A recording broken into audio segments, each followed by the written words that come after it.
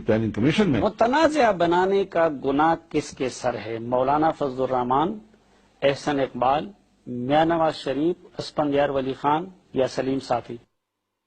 دیکھیے، میں اس طرح کرست قسم کا الزام تو کسی پہ لگانے کے لیے تیار نہیں ہوں، لیکن اتنا ضرور ہے کہ پہلے جو ہمارے تصورات تھے اور جس ویژن کو ہم جانتے تھے، میاں صاحب کی حکومت میں بہرحال ہم پر یہ بات واضح ہوئی کہ راستہ بدلا ہوا نظر آ رہا تھا جی، اور تبھی تو پھر ایک تحریک اٹھی، ورنہ کیا ضرورت تو تھی؟ اس لحاظ سے حکومت ذمہ دار ہے نا؟ بہت ظاہر ہے، متنازعہ بنانے کی ذمہ دار حکومت ہے۔ کسی حد تک ذمہ داری ضرور ہے ان کے اوپر۔ کیوں ہوئی، ان کے اندر یہ بات کیوں آئی، میں یہ تو نہیں کہوں گا کہ بری نیت تھی ہوگی، لیکن خطا ضرور ہوئی ہے ان سے۔ تو ایسی خطا کار حکومت کے ساتھ آپ بیٹھے کیوں ہیں؟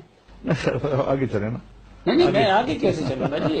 آپ وہ خطا کار حکومت بھی اور آپ ان کے ساتھ بیٹھے انسان خطا کار ہے، خطا کاروں کے ساتھ بھی کچھ ان کی رہنمائی کے لیے چلنا پڑتا ہے۔ آپ بھی خطا کر رہے ہیں۔